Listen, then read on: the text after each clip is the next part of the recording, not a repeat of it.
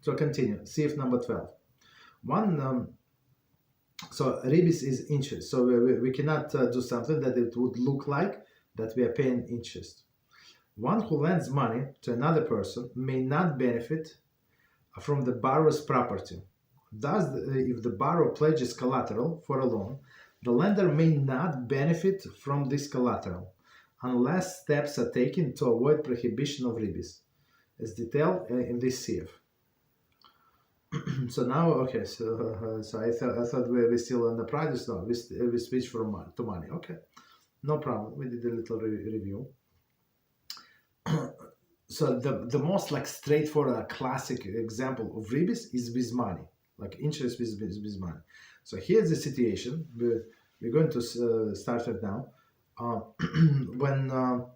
When he borrows money from us and he gave us some collateral. What can be collateral? His motorbike or something, right?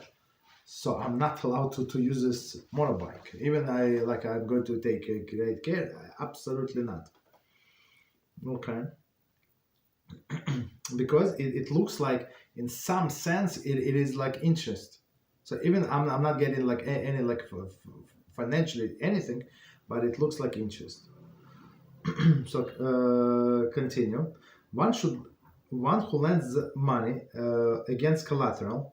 So meaning usually like if it's not a big amount, so you can lend like this. But if it's like if you're not sure they're going to pay, or just to pressure them a little to pay, you have to ask for collateral.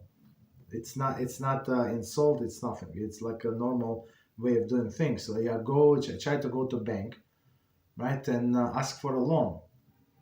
They say, well, what are you going to have leave us as collateral? So I say, I have my apartment. Oh, okay, they do appraisal of your apartment. Okay, how much is it? It's $85,000. No problem.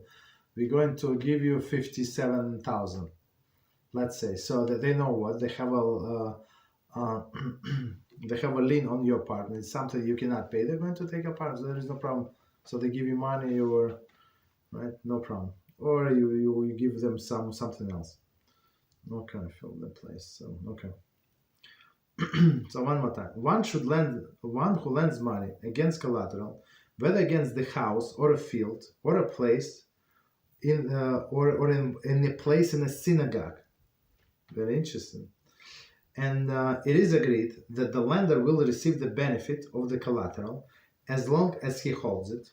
For example, by living in a house, reaping the fruit of the field, or occupying the place in a synagogue, it must be done in a manner of deduction, so that to avoid the Ribbis prohibition that would arise from receiving such a benefit free of charge. That is, he must deduct from the loan a set amount for each year, and this will be the rent that the lender is paying in return for the use of the property. Thus, he's not receiving the free benefit, the free benefits in exchange of the loan. Okay, let's finish up. And even if the actual value of the rental is more than the amount of the rent that they agree upon, it is permitted. But the lender may not, in turn, rent it back to the borrower himself. Okay, we're going to see. That's a kickback. Additionally, there are many more particulars pertaining to the subject of the lender benefiting from collateral. One should therefore not enter into such a transaction without consulting the rabbinic authority. And that's actually how I think these bribes are working.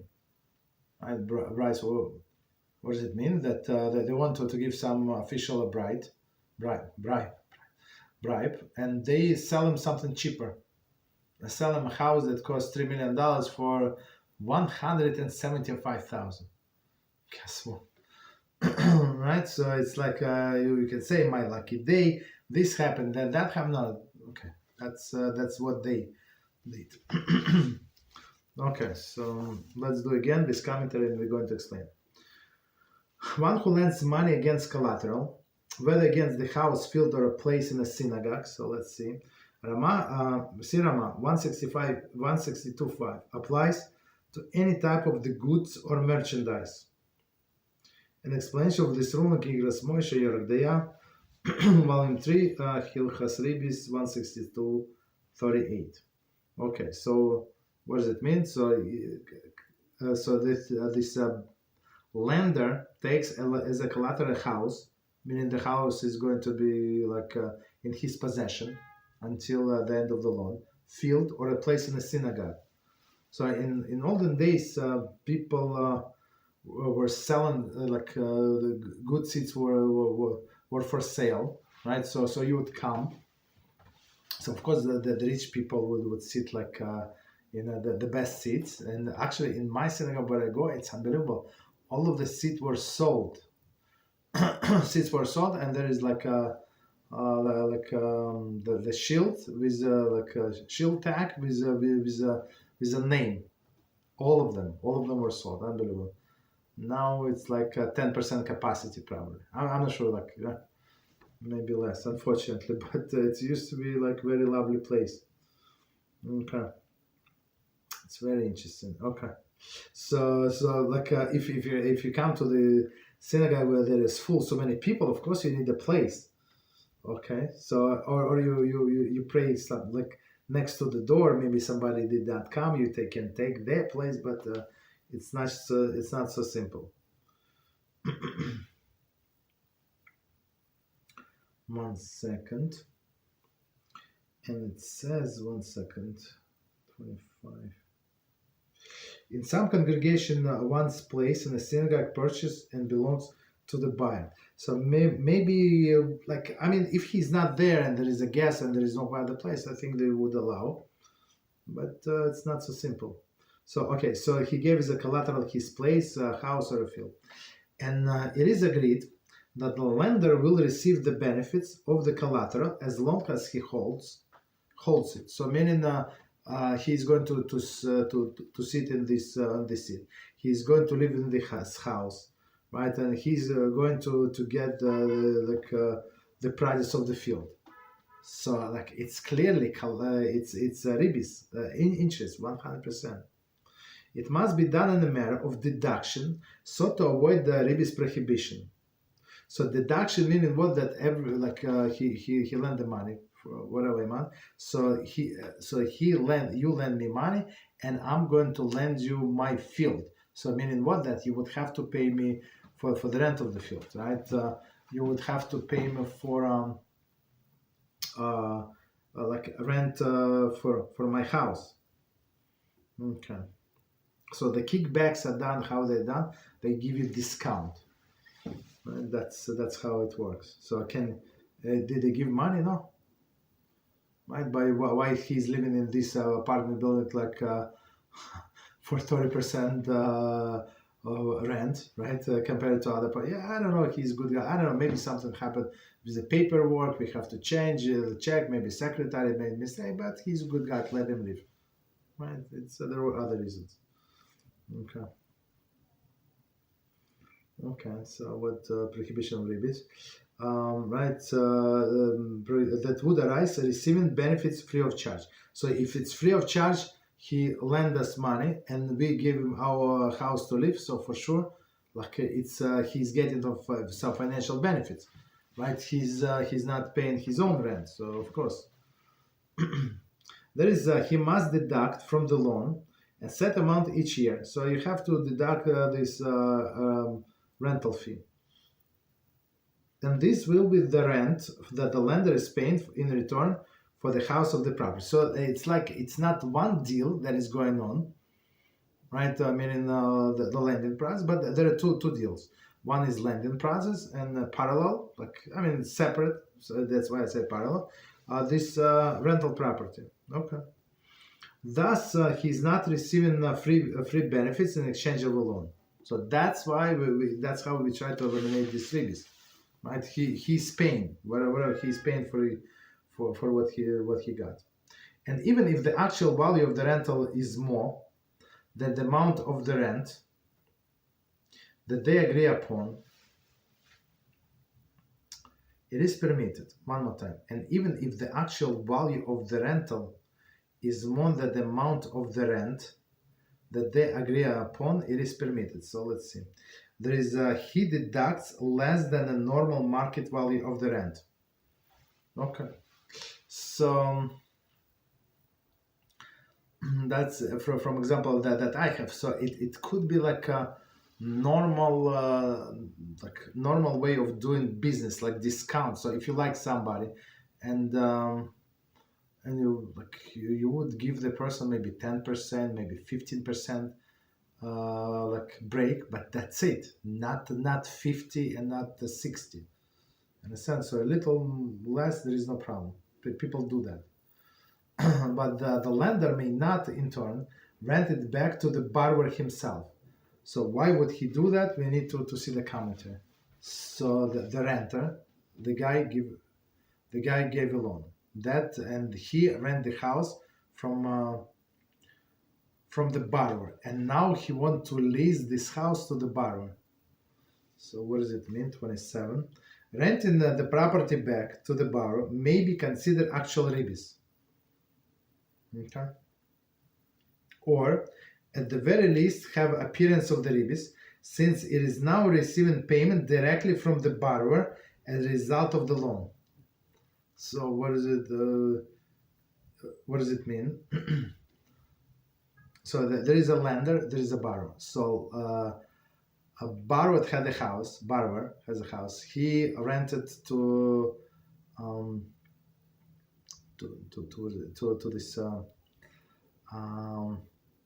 this lender for $500. Let's say $500 a month. The whole house. It's good, very good price. $500. And now this guy said, you know what? I don't need this house actually, but it's very good price. So maybe you want to pay me $500 if I give it back to you. And this guy says, yeah. So me, instead of paying somewhere else $500, I'm going to pay for my own apartment $500. Guess what? He's going to pay rent, and this $500, so meaning it is interest. In a sense, he was ready to lose this money, meaning he gave up his apartment to this lender, right? And and meaning that he would go and look for another apartment. And but it's those things are not connected. But now they're connected. That how a lender rents to the borrower and gets the money. Okay, that's Ribbis. I mean, it looks like Ribbis. Okay. It looks like Ribbis. Just what is my point? It looks like Ribbis because the lender, the borrower is paying exactly the same amount. He would pay $500 to somebody else, or he paid for his own house $500. That's same thing, but it looks like Ribbis. Okay. So continue. Additionally, there are many more particulars pertaining to the subject lender benefited from collateral. One should therefore not enter into such transaction without consulting rabbinic authorities. So yeah, it's a very, very tricky subject. Must be very careful. So it's easy. I mean, if somebody have a jewelry or something, it would be easier to give or to give that instead of this big property, but that he might start using. Okay. Any questions on what we said? Finish that halacha.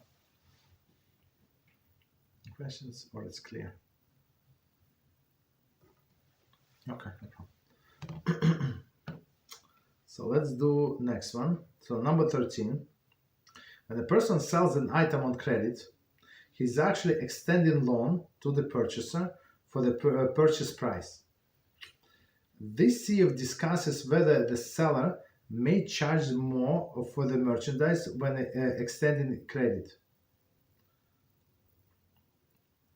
So before we start, let's try that. It's like a small introduction. One more time. When a person sells an item on credit, so credit, it's not like we today understand credit. Credit, you get in credit from from the store. So he came to buy my merchandise. He said, I apologize, I don't have the whole amount, or I don't have anything. So, right, but I need this and that. So he wants to buy, and when are you going to pay me? You're going to pay me tonight? He said, no.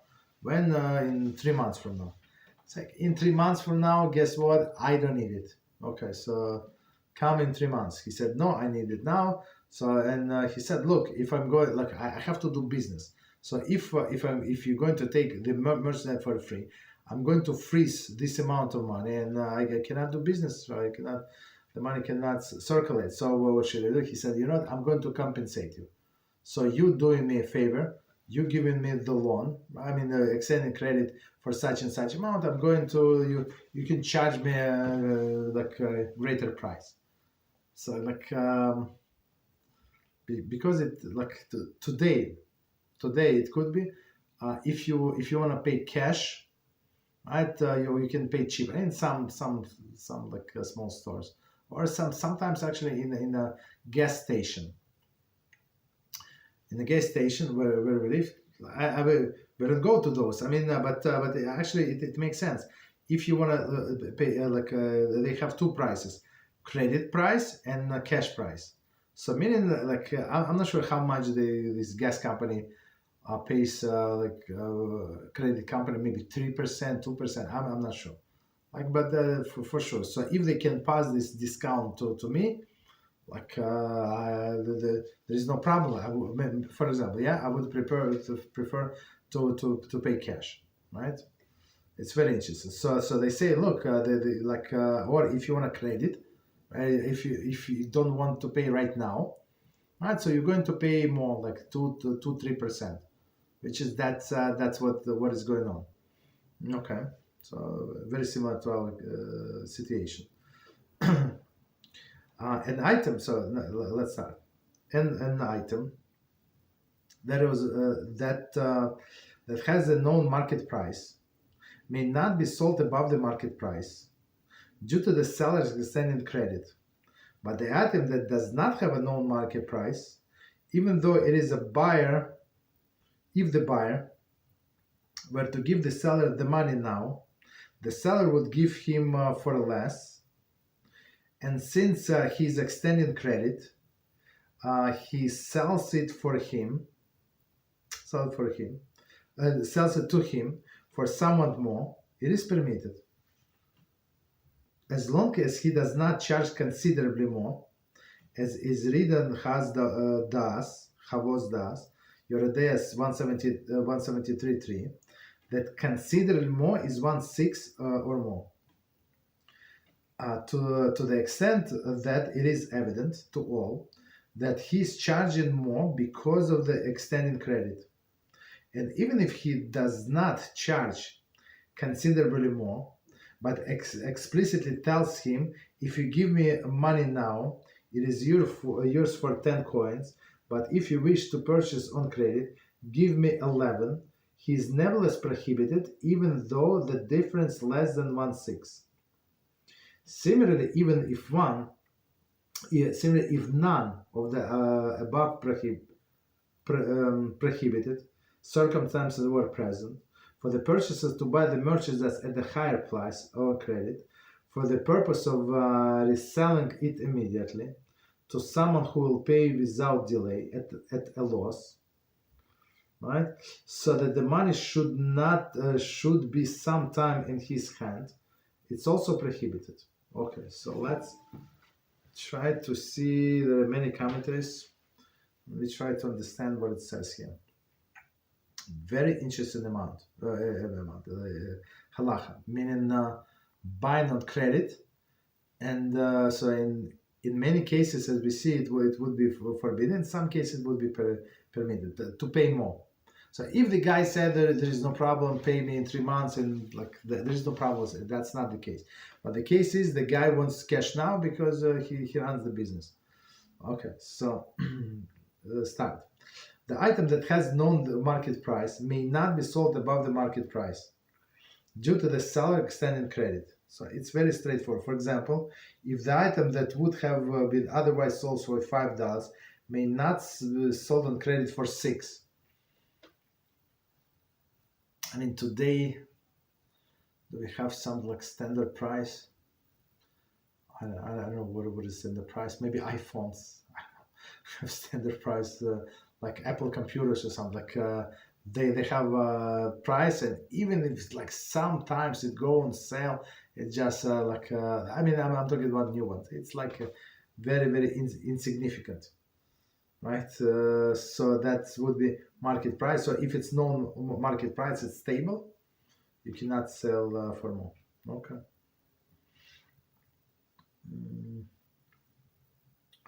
I'm not sure what we like because like every store they charge whatever they want. Okay, but the item that does not have a known market price, even though the buyer were to give the seller the money now, the seller would give him for less. Okay, so before we continue, so if something does not have a known market price, meaning somebody did something like manually, like he crafted a chair. So how much is standard chair? There is no standard chair. So it depends how like carvings, like what wood, he stain it, did not stain it, polish it, not polish, all these things, right? So he can sell. He said my chair costs $300. But other chairs, simple, cost $30. Possible, right?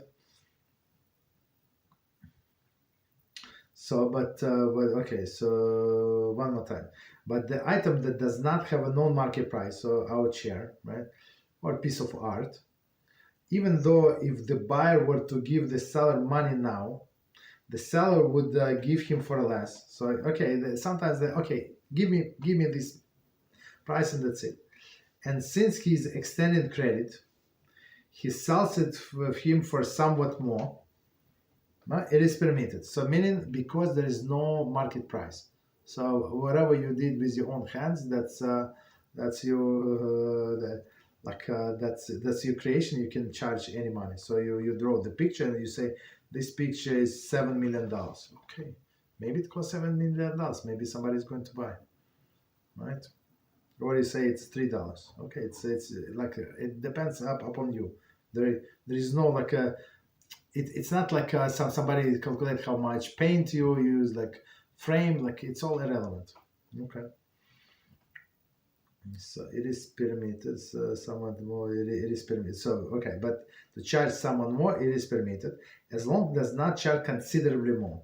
And considerably more, we said, what is it? Is 1/6. So 1/6.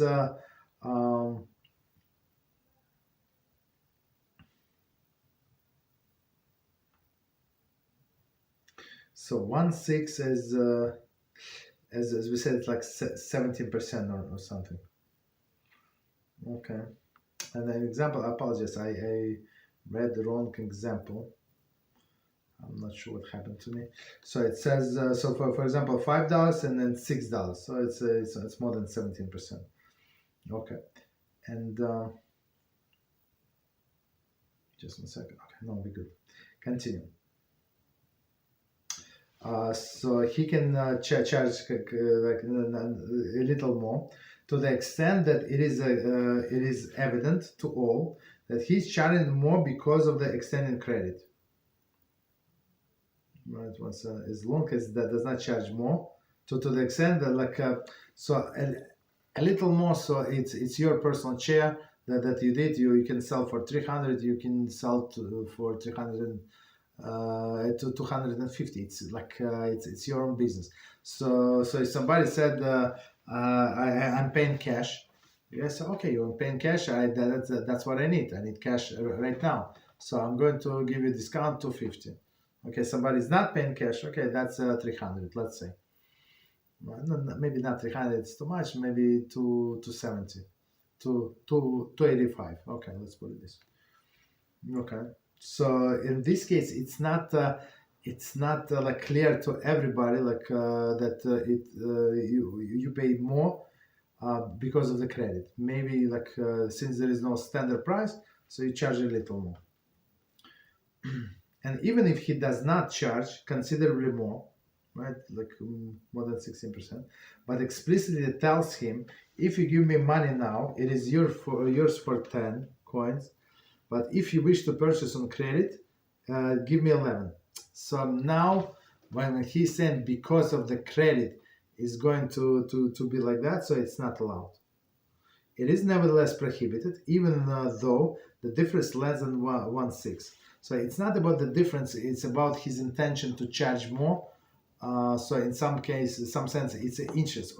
How is it interest? Just so we understand, because he lent him money. So in some sense, I gave him, he needs $100. I gave him $100 and as a loan, and on this loan he took my money and bought merchandise from me. He does not owe me the merchandise. He does owe me money, right? So it's like I am a lender, even though like I have a store. I'm a lender and he's a borrower. So now, if I ask him for more because it's a credit, it's like it is not allowed. So if the guy asks the seller said, so how are you paying? So he said, how much is how you paying? He said, actually I want to pay 3 months. From now, he said, 285 or 270 for this chair. Okay, there's no problem. Understand? Because he did not say why is that. Okay. Commentary. A manufacturer manufacturer of the merchandise may thus set two prices. One if one pays cash, and another higher price if one postponing the payment. So today credit is not what we're talking about. Today credit meaning that the guy is getting money anyway, right? The seller. But in olden days, right, you own to credit card company. But in olden days, you owe to the store owner itself, right? So that's the huge difference. This is prohibited, right? So meaning to set two prices. This is prohibited even if the cash price represents a discount of the cash for cash sales, since an actual price is always assumed to be price for cash, right? So actual price. So actual price is for cash, right? Because right, and and higher price is for credit. And one who purchases on credit is paying more for that option, okay, which constitutes 100% Ribbis. See, Igris Moshe, Yorek Deya, Chachmas Adam. Rabbinic authority should be consulted to determine the permissible pricing options. So, but right. So, but in our case, it's not like that. I mean, because he's getting money right now. He's not giving us any loans. Credit company gives us loan. Okay. Continue. Similarly, even one of the above prohibited circumstances were present. The purchase for the purchaser to buy the merchandise at the higher price on credit. The purpose of reselling it immediately. So meaning. So here's the thing. So actually, we're talking about this right some time ago. Like I think this week somebody asked for short sale, so he's a short sale. Okay, so one more time. Similarly, even if none of the above prohibited circumstances are present, for the purchaser to buy the merchandise at the higher price on credit, so meaning the guy does not have money, but he wants to flip it, right? Meaning to sell to somebody else very quickly. For the purpose, resell it immediately to someone who will pay without delay at loss, right? At loss, he's going to lose, so that the money should be sometimes in his hand. It is also prohibited.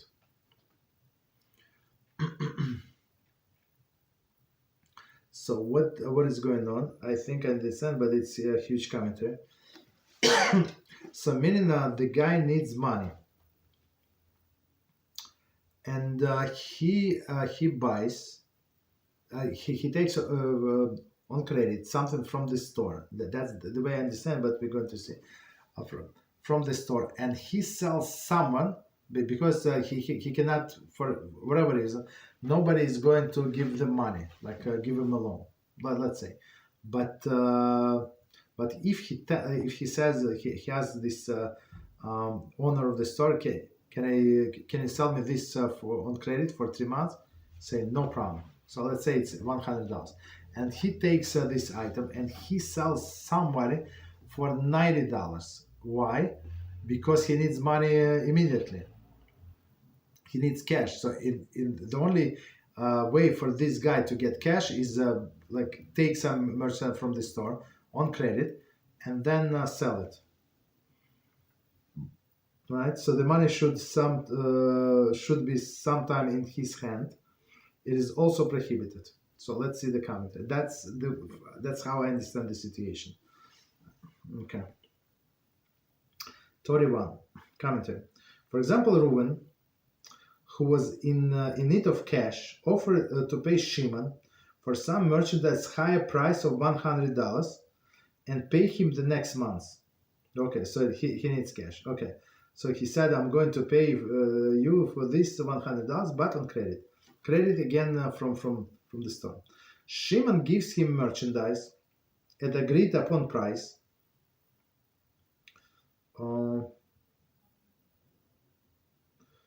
One second. Reuven wants to buy from Siman. Okay, so Siman gives them merchandise at agreed upon price for $100. Whereupon Reuven immediately resells the merchandise at a lower price of $90. So he's taking the loss, but it's worth it for him. You know, because the way I see it, maybe he's not going to get such a cheap credit. That's my guess. Okay, 90. Reuven thus obtains 90 for his use for a month, right? At which time he pays Siman 100 for the merchandise. So he sold right. So for it's exactly as we explained. So Reuven needs money again. Reuven needs money. He takes he buys something from Siman for $100, so which is a little inflated price, and he sells it to somebody else for 90 because he needs cash. So that's the situation. In this case, since Reuven, the intention in buying the merchandise was only to obtain money for his use for a period of time, after which point he will pay the higher amount, it is forbidden. Right? So it is forbidden because that's okay. Let's see. Why is that? Rabbi Shlomo Kansfried. Kansfried. Very interesting. Author of the Kitzur Shulchan Aruch, was personally, so he's in my shul, he's this one of the rabbis. He's a Fried. This is Kansfried, and he's Rabbi Fried. He's a great grandson of. He said, "I am great grandson of this." I think it's like 6 generations. Okay, from Kitzur Shulchan Aruch. Okay, so he was personally involved in a similar incident. Okay. Rav Gansfried sold merchandise on credit to a merchant who in turn resold it at loss. So the guy needed money. Okay. See Chafetz Chaim, Yorek Dayam 37. Cited at Pit Hei Teshuva 173.1. Rabbi Ganfried poses to HaSam Sofer a question of whether any prohibition was involved in this transaction.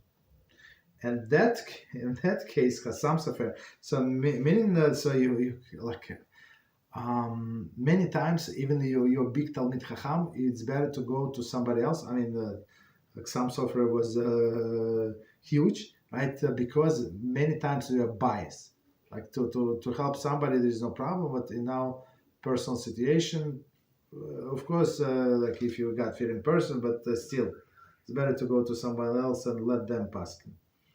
Okay. So, and some Hassam Sofer ruled that this was permitted transaction. His reasoning was based on a fact that the prohibition applies only when the original intention of the purchaser was to resell immediately to obtain cash. In the case of which Rabbi Gansfried was involved, however, there was no reason to assume that the purchaser's original intention was to resell it immediately. Maybe so that's a different story. He sold it, he bought it, and he thought that he would sell it with a profit, let's say, and the market was flooded with the things, let's say, right? And he had to sell with a loss. Okay, so that's no problem. But in our case that he describes in his Kitzur, it's actually the case is not like that. The case is straightforward, that the guy needed cash, and that's how they want to, what is it? They want, yeah, he needed the cash, and it was his intention to begin with. Okay, but here it was not. Okay, since it involved merchant who dealt with this merchandise, and it was a fact purchasing one on the same merchandise for cash. So meaning, it's very different case. So meaning the person was merchant. It's not like one of the flip guys that's a one-time deal, and he was buying the same merchandise for cash, and some he bought for credit, and he would sell some at loss for whatever reason. It is common for the merchants who purchases merchandise with intention of selling at the later time to decide afterwards immediately resell the merchandise at loss when more lucrative investment opportunity comes his way. Meaning, okay, on this merchandise I'm going to sell for 6 months now, and make not much profit, so I better sell at loss, get my money, and buy something else. So in this case, there is no problem whatsoever. But in our case, it was intention, he needed to get the cash. See Rashba, chapter 7, response of Hassam Sofer, Yoredea, paragraph 137. Commentary. In the case of Ralbach, Reuven, who did not have money available, approached Siman, so we're going to our case, and requested of him to buy wool, and Reuven would then buy from him on a credit the higher price that Siman had paid. See therefore particulars. Ralbach forbade such a transaction due to the Ribbis concern. Some Sofer rules that this prohibition applies only when one who approaches to purchase the merchandise, Siman, does not deal with the merchandise. When he deals with the merchandise, it is permitted. See previous note. Okay, let's read it one more time and try to understand what it says here. In the case of Ralbach, so it's like in this commentary, Reuven, who did not have money available, okay, approached Siman and requested him to buy wool. So Reuven wants to buy from Siman wool, which Reuven then would buy from him on a credit at the higher price that Siman had paid. So I apologize one more time. Approach Siman. Reuven approached Siman and request of him to buy wool. So Reuven wants to buy from Siman, which Reuven would then buy from him at the credit at the higher price that Reuven had paid. So right. So he would pay, Reuven offered the higher price, okay. Ralbach, however, forbade such transaction due to Ribbis concern. So some sovereign rules that the prohibition applies only when one who's purchased one approach to purchase the merchandise, Siman, does not deal with the merchandise. So meaning it's he needs only for money. When he deals with merchandise, it is permitted. So as we said the previous note that people sometimes change their minds. I mean, not mind the circumstances like change, and they say somebody asks, you want to be like part of the deal? We need a third partner, a fifth partner, or something. Okay, so very interesting. So we can stop here.